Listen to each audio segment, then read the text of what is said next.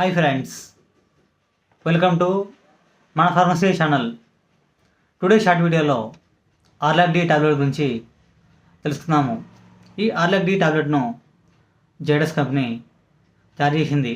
ఇందులో కాంపోజిషన్ గురించి చెప్పుకున్నట్లయితే రాడిడిన్ 150 mg మరియు డోమ్పిరిడోన్ 10 mg ఉంటుంది. ఈ టాబ్లెట్ యొక్క ఉపయోగాల గురించి చెప్పుకున్నట్లయితే ఈ టాబ్లెట్ను గ్యాస్కు మరియు అసిడిటీకి వాడతారు.